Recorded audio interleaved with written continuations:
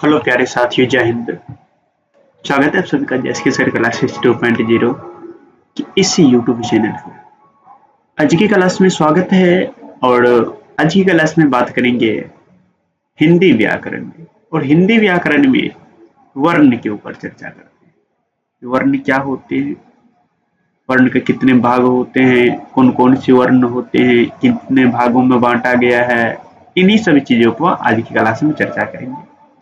यदि आप भी हमारे चैनल के साथ पहली बार जुड़े हैं तो फटाफट से चैनल को सब्सक्राइब, वीडियो पसंद आए तो लाइक शेयर जरूर कर दें। चलो बिना आपका टाइम गवाते हुए आज की सेशन को आरंभ करते हैं। यदि आप हमारे चैनल के साथ पहली बार आए हैं तो फिर से कहना चाहते हैं जो आप चैनल को सब्सक्राइब कर लीजिए। चलो, तो आज जो अपन की क्लास होगी हिंदी व्याकरण में, और हिंदी व्याकरण में कहाँ होने वाली है, तो आज हो गया अपन का वर्ण विचार। कहाँ? वर्ण विचार। तो वर्ण विचार जानते हैं आज क्या होता है, वर्ण विचार किसे कहते हैं, ठीक ना। चलो आज कहाँ चर्चा कर लेते हैं, वर्ण विचार के ऊपर।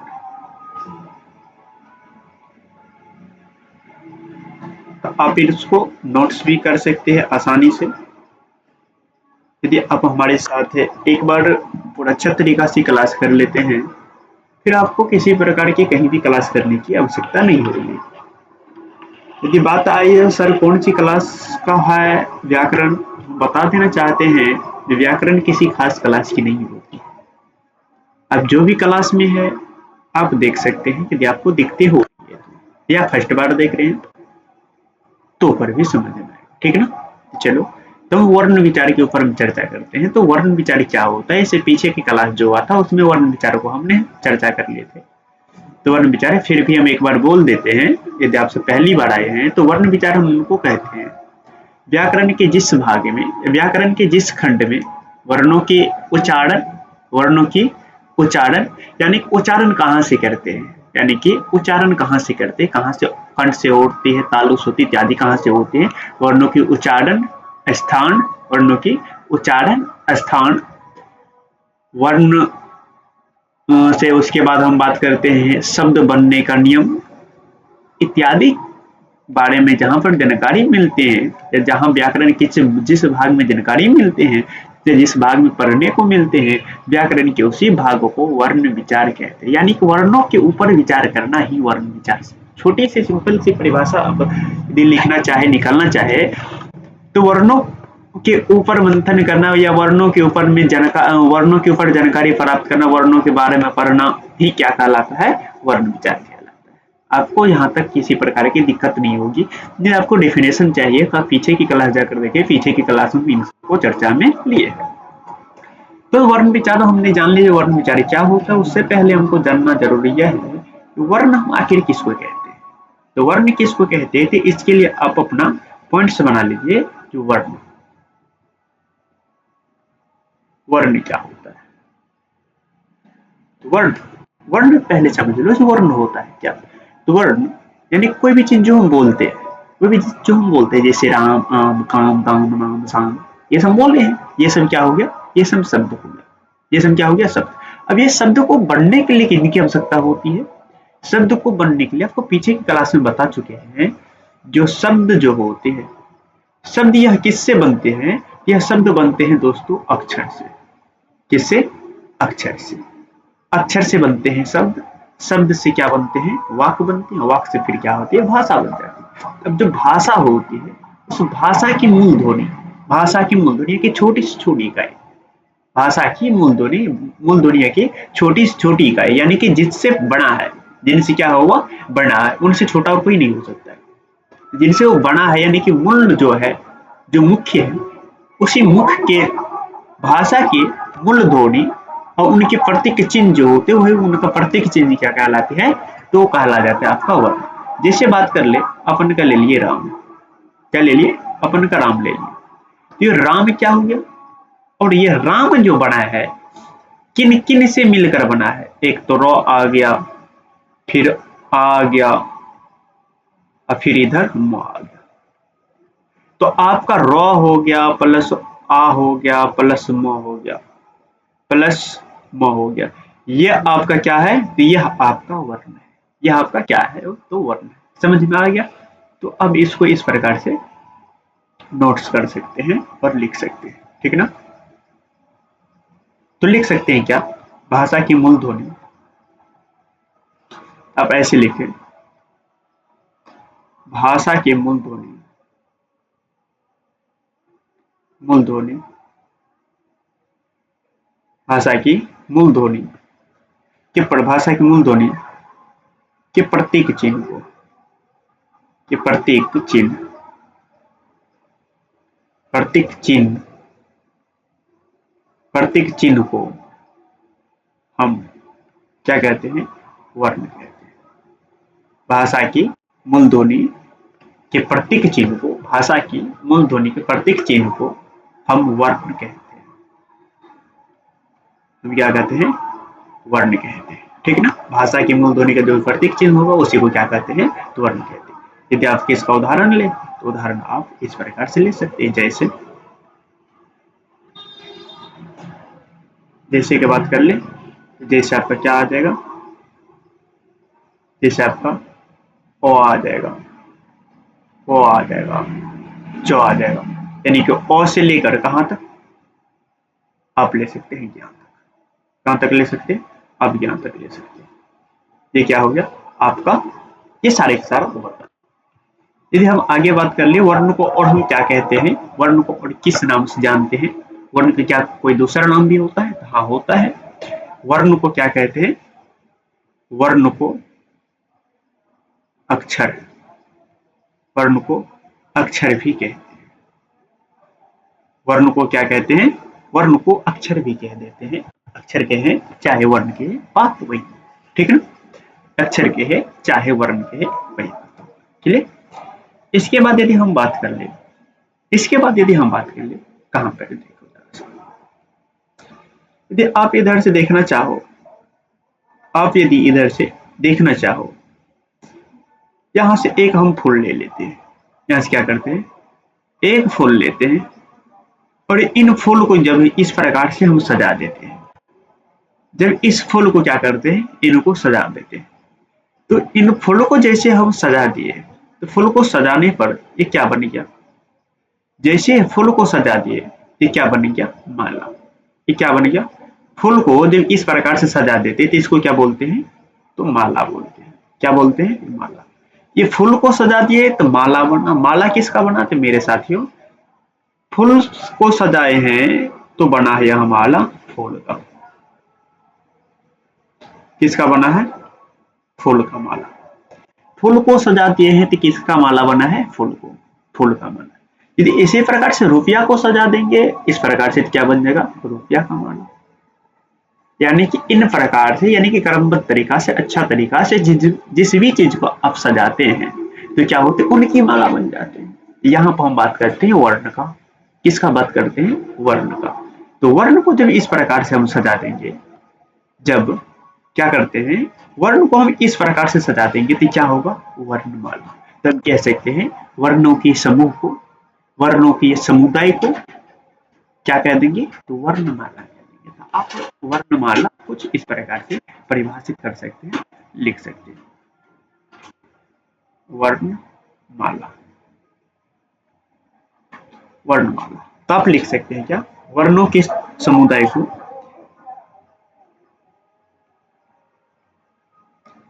वर्णों के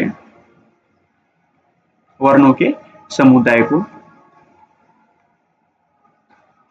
समुदाय को क्या कहते हैं, वर्णमाला कहते हैं, वर्णमाला कहते हैं। वर्णों की जो समुदाय होगा वो क्या बन जाएगा, वर्णमाला। वर्णों की समुदाय जो होगा वो क्या हो जाएगा, वर्णमाला। इसके बाद यदि हम बात करते हैं, क्या बात कर ले, जैसे कि स्टार्ट पॉइंट का आप यह लिख सकते हैं, देवनागरी लिपि। सबसे पहले लिपि जानो क्या होता है, सबसे पहले जान लेते हैं लिपि क्या होता है। लिपि, लिपि, लिपि हम भाषा को लिखने के जो ढंग होते हैं, भाषा के लिखने को ढंग को क्या कहते हैं, लिपि कहते हैं। आपको ये चीज कहीं नहीं मिलेगा, आपको ये चीज जो हम बता रहे हैं ये चीज और कहीं नहीं मिलेगा। लिपि, लिपि हम किसको कहते हैं? हम कह सकते हैं भाषा के, भाषा को लिखने की ढंग को, भाषा को लिखने के ढंग को लिपि कहते हैं। यानी कि किस प्रकार से लिखते हैं तो क्या बन जाएगा? लिपि। भाषा को लिखने की तरीका, भाषा को लिखने के ढंग क्या हो जाएगा? लिपि हो जाएगा। क्या हो जाएगा? लिपि हो जाएगा। जैसे कि हम जानते हैं अपना सब पढ़ते हैं, क्या पढ़ते हैं?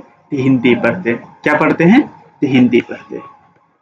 तो हिंदी जो पढ़ते हैं तो हिंदी किस लिपि के अंतर्गत आते हैं?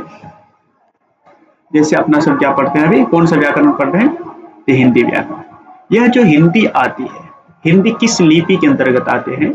यह हिंदी जो आती है आपको, हिंदी या किस लिपि में लिखे जाते हैं? अभी जो हमने आपको वर्ण बताए हैं, इत्यादि चीज बताए हैं, तो किस लिपि में लिखा गया है? तो हिंदी जो लिखे जाते हैं उस लिपि को हम देवनागरी लिपि कहते हैं। क्या कहते हैं? देवनागरी लिपि। देवनागरी लिपि, ठीक ना? हिंदी जो लिखे जाते हैं, हिंदी किस लिपि में? देवनागरी लिपि में लिखे जाते हैं। इसी प्रकार से हम यदि अंग्रेजी की बात कर ले,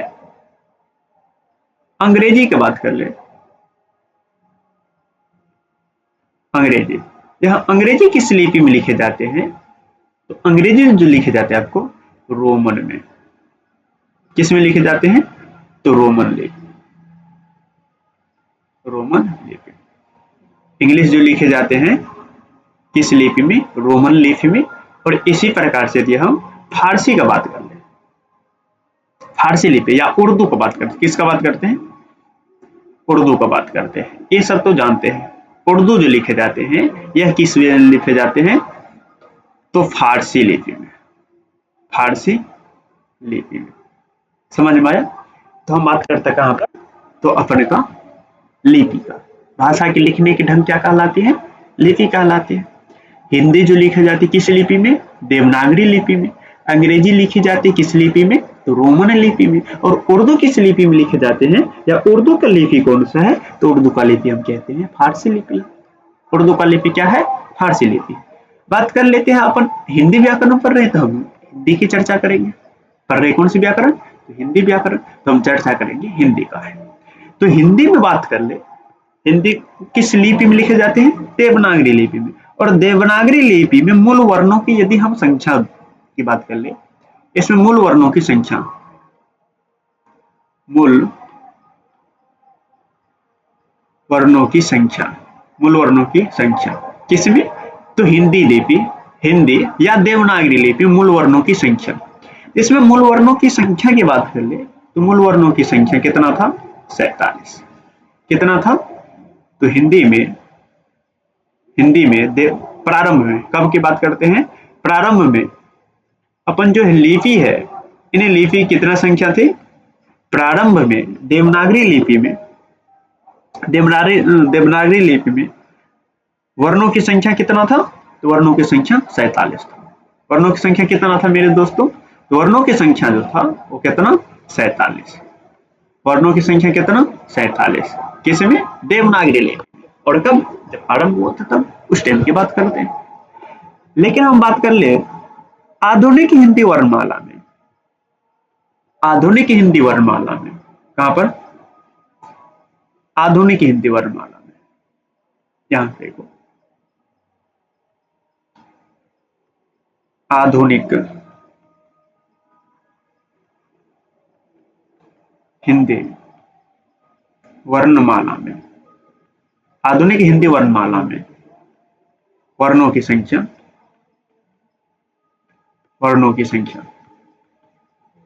आधुनिक हिंदी वर्णमाला में कुल वर्णों की संख्या आजकल जो है, यह आजकल बढ़ के कितना हो गया? तो आजकल ये बढ़े हैं और बढ़ने के बाद 52 हो गया। आधुनिक हिंदी वर्णमाला में, आधुनिक हिंदी यानी कि आजकल जो हाल फिलहाल चल रहे इन वाले वर्णमाला में वर्णों की संख्या कितना अंक बढ़ गया है? तो आजकल जो हो गया है तो 52 हो गया।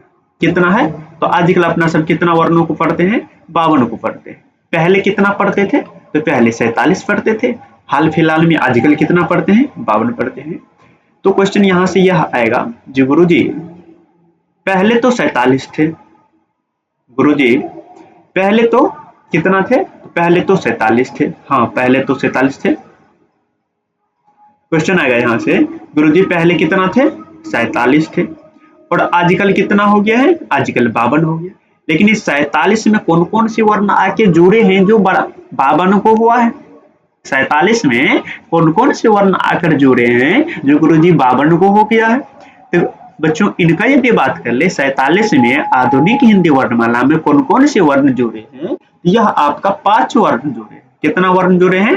5 वर्ण जुड़े हैं। और ये पांचों वर्ण की संख्या या सॉरी पांचों वर्ण की यदि बात करें बड़ा ड, उनके बाद और कौन सा था? ढ, श्र, अंश और आ। ये आपके 5 वर्ण जुड़े हैं। आधुनिक हिंदी वर्णमाला में ये 5 वर्ण जुड़े हैं और 5 वर्ण सॉरी देवनागरी लिपि में यह 5 वर्ण जुड़े हैं और 5 वर्ण जुड़ने के बाद आधुनिक जो हुआ तब जाकर उसमें कितना बन गया है? तो 52 बन गया। इसलिए आजकल अपना सबका कितना पढ़ना पड़ता है और अपना सब कितना पढ़ते हैं मेरे साथियों? तो आजकल इसी प्रकार से 52 पढ़ते हैं। 47 गो आधुनिक वाला, 5 गो नया वाला, जुड़ गया दोनों, बन गया 52 वर्ण। कितना वर्ण बन गया? तो 52। तो प्यारे साथियों आपको यहाँ तक क्लियर होगा। आपको यहाँ तक क्लियर हो गया होगा। क्या क्लियर हो गया होगा? जो वर्ण किसे कहते हैं, वर्ण किसे कहते हैं, वर्णमाला किसे कहते हैं, लिपि क्या होता है और किस लिपि में कितना वर्ण है, किस लिपि में कितना वर्ण है, यहाँ तक तो आपको कहीं से किसी प्रकार की दिक्कत नहीं होनी चाहिए। यहाँ तक आपको किसी प्रकार की दिक्कतें नहीं होनी चाहिए। ठीक है ना? चलो जब यहाँ तक आपको हो गया है तो अब इसके बाद हम बात करते हैं वर्णों को बांटा गया कितना है। क्या वर्ण वैसे को वैसे है या उनको किसी भाग में बांटा है, भिन्न बखरा हुआ है कि नहीं हुआ है? जब संख्या बढ़ते हैं सब आदमी जानते हैं, जब क्या होते परिवार बड़े होते हैं तो परिवार बड़े होने पर क्या होते हैं, परिवार बट जाते हैं, विभाजित हो जाते हैं, जिसको भिन्न अपना सब कहते हैं। तो क्या वर्ण साथ में ही है कि बटा भी है? तो मेरे प्यारे साथियों यदि बात कर ले तो अपन वर्ण जो है वर्ण बटे भी है, वर्ण बटे भी है। वर्ण क्या हुआ है? बटा है, वर्ण यानी कि भिन्न हुआ है। अब कौन कौन सा भिन्न हुआ, कौन कौन से भैयारी है, तब इसको जरा से देख लेते हैं। क्या करते हैं अपन का वर्णों की बात कर लेते हैं। वर्ण को कितने भागों में बांटा गया है? वर्ण की बात कर ले, वर्ण को 2 भागों में बांटा गया। वर्ण को 2 भागों में बांटा गया है।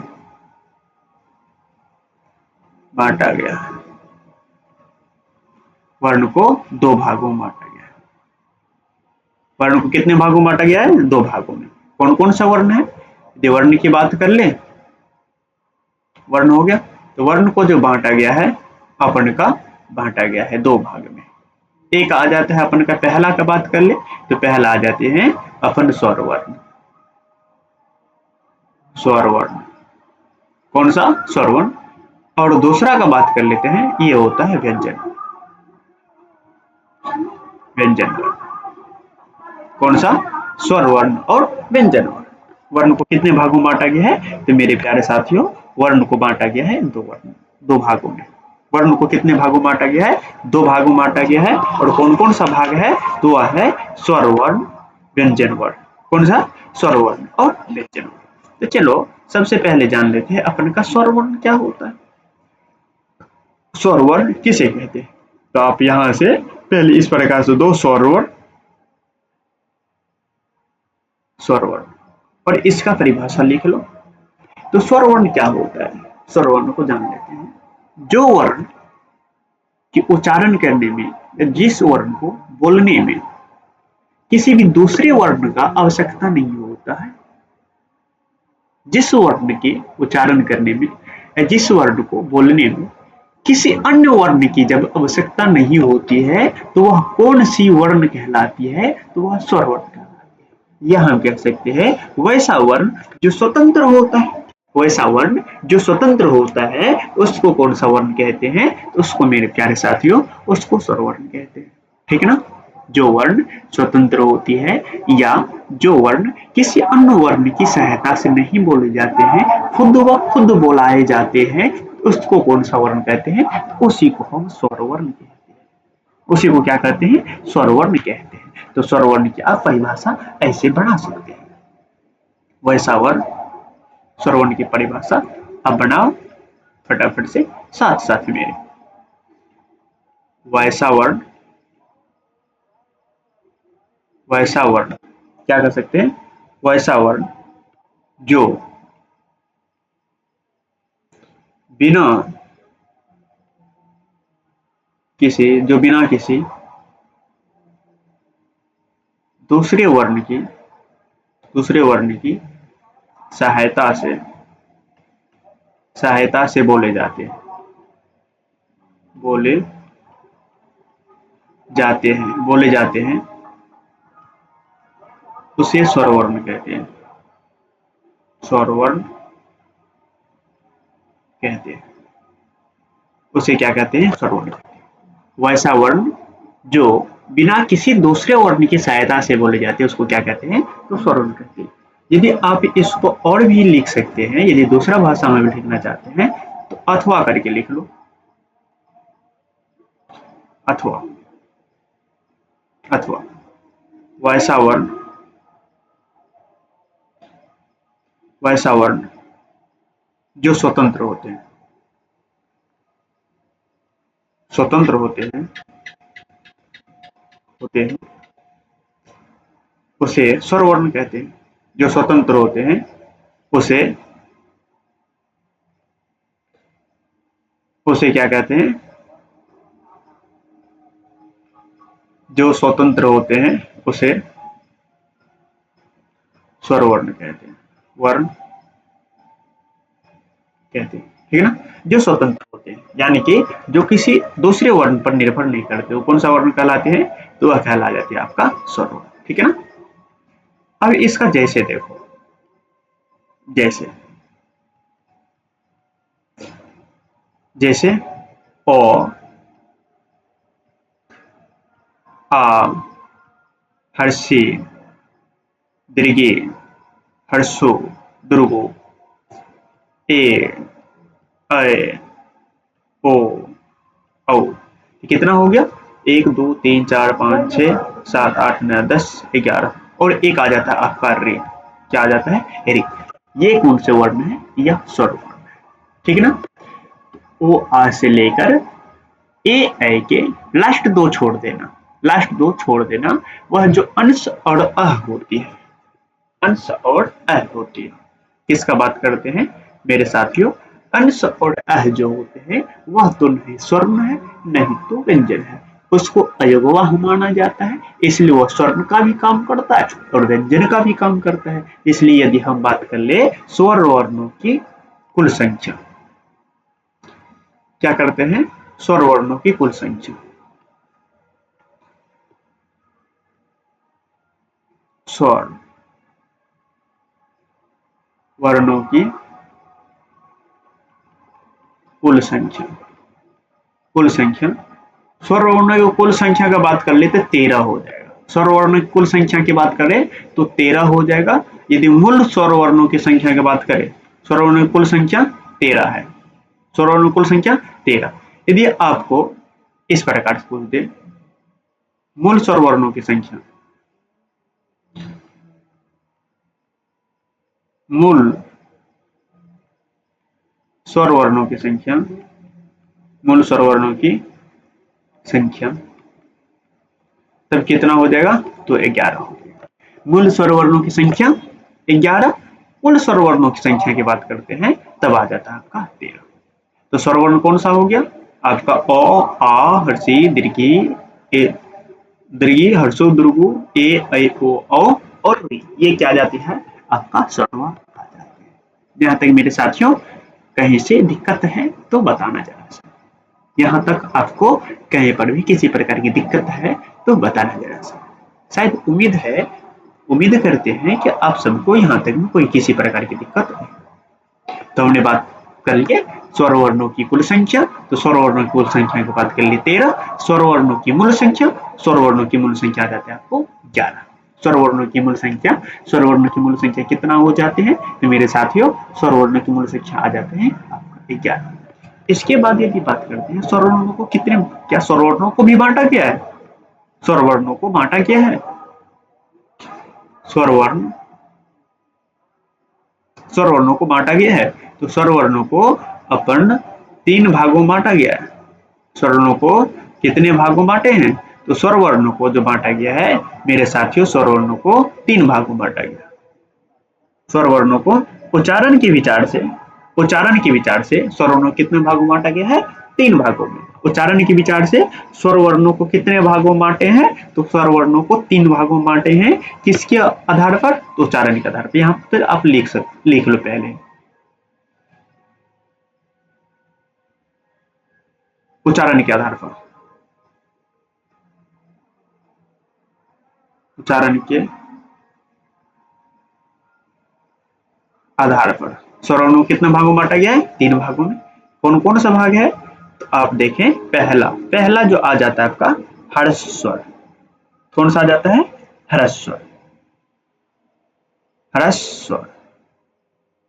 कौन सा आ जाता है?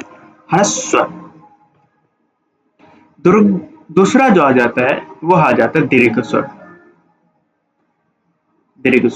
हर्ष स्वर, दीर्घ स्वर।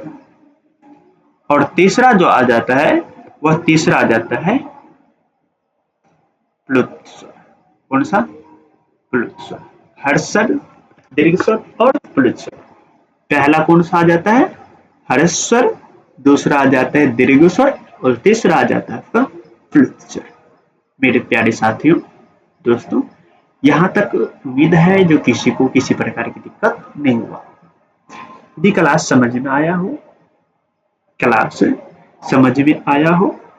कहीं से किसी प्रकार की दिक्कत ना हो और लगता है कि यह क्लास आपके लिए लाभदायक है तो चैनल सब्सक्राइब, वीडियो को शेयर और लाइक्स जरूर कर देना। और क्लास कैसी लगी है लास्ट में कमेंट्स में प्यारा सा कमेंट्स जरूर कर देना।